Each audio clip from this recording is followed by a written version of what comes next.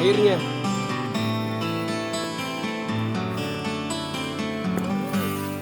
...2.100 meter dari permukaan laut.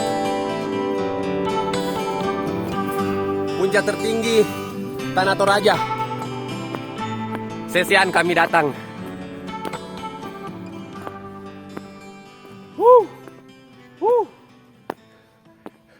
Gimana tuh Pak Kimo?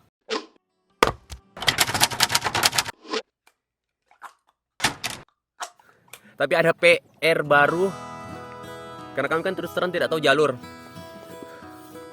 Yang menjadi PR-nya adalah mencari sumber air. Mencari sumber air di sini. Karena terus terang airnya kami sisa setengah botol ini. Setengah botol. Tidak sampai 1 literan.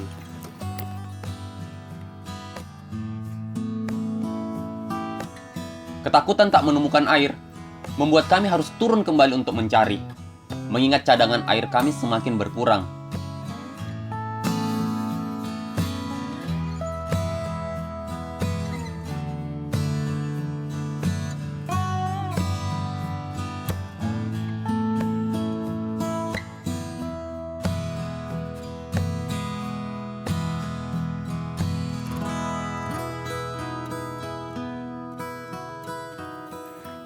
Kami lagi mencoba mencari air. Mencoba mencari air sebagai sumber kehidupan. Sudah hampir 1 jam sebenarnya kami cari air. Sampai sekarang pun juga belum dapat. Dengan kondisi lapar. Dan stok air itu sisa sebenarnya. Stok air semakin menipis. Gila. Istirahat dulu. Ganjal perut pakai biskuit, berharap ada keajaiban. Kembali lagi. Ihdinas siratal mustaqim. Tunjukkan kami jalan yang lurus ya Allah. Kontur masuknya hutan lumut nih. Ini kayaknya sudah ada jalur lagi. Ini sebenarnya sudah sekitar 30 menitan kayaknya dari tempat istirahat yang terakhir. Ada kan? Ada kan 30 menitan. Saya sih masih ikuti beberapa string atau penanda kayak model seperti ini. Ini string mana? Juga string. Saya sih merasa bahwa saya masih di jalur yang benar. Jalur yang benar. Karena saya selalu berdoa di setiap perjalanan. Ihdinas siratal mustaqim. Artinya anak pesantren apa? Ihdinas siratal mustaqim. Betul. Bersandar terhadap Tuhan setiap perjalanan. Ya. Tuhan bersama para petualang.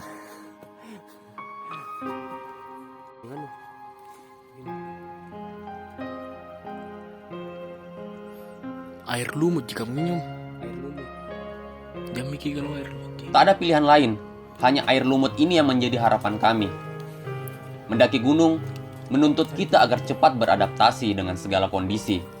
Patokan dari beberapa sumber yang sebelum kami berangkat ke Sesian sebenarnya, untuk sumber mata air itu katanya ada di dekat puncak.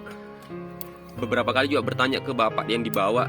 Tadi sempat yang sama yang orang sementara cari kayu bakar itu, informasinya ada air di puncak. Kemudian tadi sempat beberapa kali juga hubungi karena sempat dapat jaringan, karena di dekat tebing, patokannya tebing. Tapi juga tebing yang kami datangi, batu-batu besar itu tidak ada air. Waktu juga sudah semakin sore. Salah satu anunya sih sempat putus asa karena cadangan air sudah semakin menipis. Tidak ada informasi apapun nih selain batu besar menjadi clue untuk sumber mata air di Sesian. Sampai akhirnya kami dapat celah tebing ini. Terpaksa kami gunakan, syukur-syukurnya sih bukan terpaksa, syukur-syukurnya Tuhan memberikan jalan untuk kami. dapat air melalui tetesan dari lumut. Proses menunggunya lama, tapi kayaknya ini cuma jalan satu-satunya sampai kami betul-betul dapat sumber air yang benar. Apa yang mengingat kami belum makan mulai dari pagi kan, cuma sarapan biasa saja. Jadi betul-betul air itu menjadi kebutuhan mendasar sekarang yang kami harus dapatkan.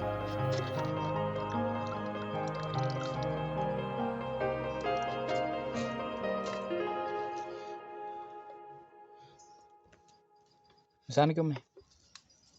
Apa ya? Banyak di sana. Jadi di situ airnya. Lihat.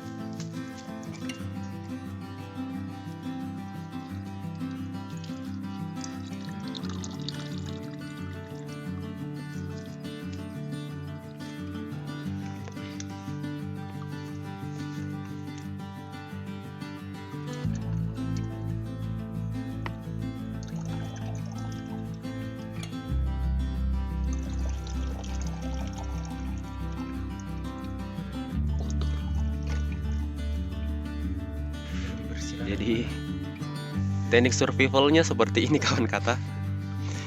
Serius, Orang berapa ini? tidak sesuai dengan prediksinya kita. Ternyata bukan proses pendakian yang berat, tapi proses mencari airnya yang berat. Karena sama sekali tidak ada tanda-tanda bilang lokasi untuk airnya di mana. Jadi kami harus, mungkin sudah ada sekitar sejaman menunggu dengan model seperti ini, dialiri, dan ya seperempat pun juga belum cukup. Tapi ini saya yakin ini lebih alami dan lebih murni ketimbang air dari sini. Saya yakin itu.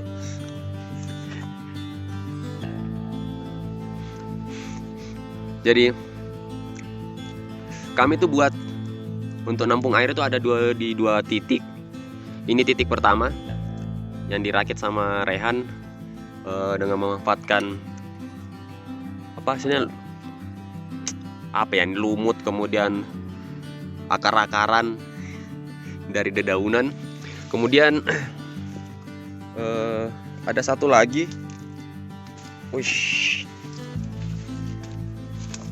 ada satu lagi yang baru-baru tadi saya pakai. Saya buatkan untuk nada air juga dari atas sana. Jadi kalau ini tadi dari hasil filter air. Jadi filter air dari lumut, kemudian saya filter. Tadi itu lebih kotor daripada ini. Ya inilah di alam. Jadi kita harus beradaptasi dengan kondisi yang ada. Rencananya sih maksimal sudah bisa dapat 1,5 botol. 1 botol kita pakai untuk masak, untuk makan, 1 untuk memang untuk kita masak kembali untuk pakai air minum. Mudah-mudahan sih lebih cepat ini. Melalui tetesan-tetesan air seperti ini yang kami harapkan terkumpul. Ya, mudah-mudahan masih dapat 1 botol. Jadi kami bisa pakai untuk setidaknya untuk masak dan minum air putih kan, minum air. Cuma untuk menunggu sampai 1 botol kayaknya memang waktu yang agak lumayan. Jadi hasil perjuangan berapa jam kira-kira tadi? 2 jam ada 2 jaman untuk menunggu dapat air itu. Air yang pertama ini yang di botol lem mineral itu air dari kami suling itu, bukan suling. Kami nunggu untuk rembesan dari lumut.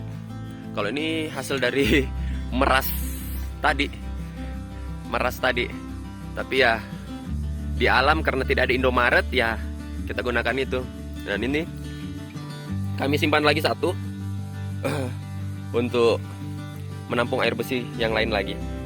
Jadi kami kembali ke camp, pasang tenda, kemudian makan pagi yang dirapel makan siang kayaknya. Oke, sip. Ya kita lanjut lagi. Balok. Setelah mendapatkan air, kami kembali ke puncak untuk mendirikan tenda dan tentunya ritual mengisi perut dimulai. Ya. Terus sekarang kita ke kelupaan ransum. Tadi sempat sudah ada kepikiran mau bikin sosis apa segala macam, sudah beli mentega. Cuma ya manusia cuma bisa merencanakan. Jadi kita kali ini kita mau unboxing ini penyelamat lapar untuk anak-anak pendaki garis cepat, garis instan, Pop Mie. Ini sih katanya mie tapi ada nasinya. Cuma saya tidak tahu rasanya bagaimana. Karena ini kemarin saya beli ini di Indomaret harga kalau tidak salah 4.500. Apakah senikmat rasa soto yang asli? Karena kalau lihat dari gambarnya kan, wih, ada ayamnya, ada mie. Oke. Tapi kita coba makan soto plus nasi di atas gunung Sesean. Yuk kita coba unboxing dia punya barang. Pertama kita buka pembungkusnya. Dan ingat jangan buang sampah sembarangan. Kita kantongi dulu. Di dalamnya itu gimana nih? Ini kayaknya model kayak mie instan biasa. Kayak model mie instan biasa. Ada garpu, ada minyak, kemudian ada bumbu-bumbu, ya bumbu biasa. Coba saya pertanyakan ini, di mana nasinya? Karena ini cuma ada mie, nasinya di mana? Pop Mie jangan menipu saya, Pop Mie. Saya nggak tahu ini tulisannya sih bahan pelengkap. Semoga saja ini nasi. Buka. Hai mama, kan hampir jatuh. Dia jatuh.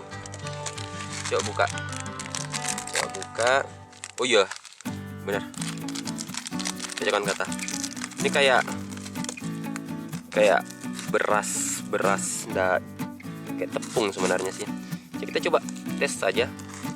Rasanya bagaimana? Kita tuangkan dulu. Oke, kita tuangkan.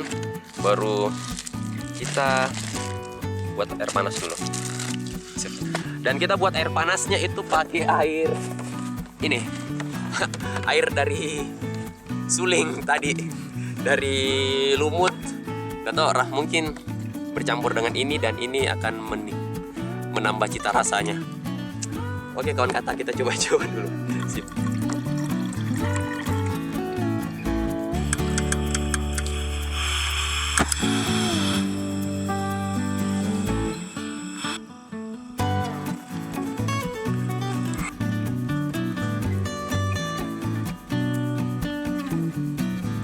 Kalau sebelum diseduh dengan dicampur dengan bumbu, terasa memang bau beras. Ada kayak memang bau berasnya. Hasil setelah diseduh tuh modelnya seperti ini. Cuma saya bertanya nasinya mana? Ada juga sedikit ini. Sedikit. Oh yes. Ya betul. Oh ternyata nasinya terperangkap di bawah. Tapi kita coba dulu secara rasa. Tuh. Coba saya menghilang nasinya. Rasanya bagaimana yang? Keras. Nasinya keras. Oh. Setelah saya coba, ya lumayan.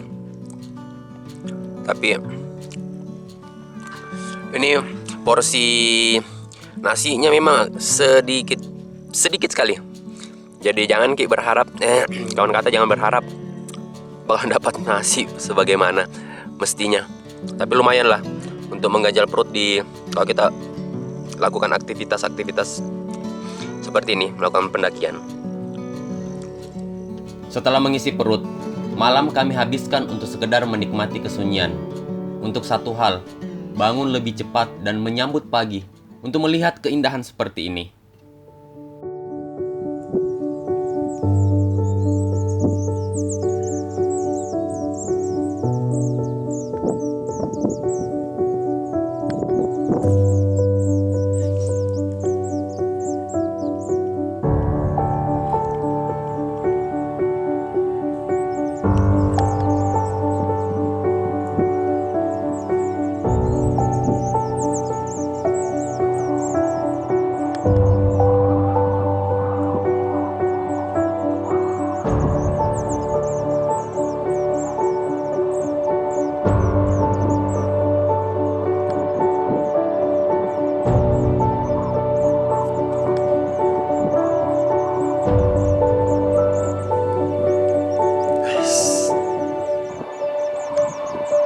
Kenapa keren begini?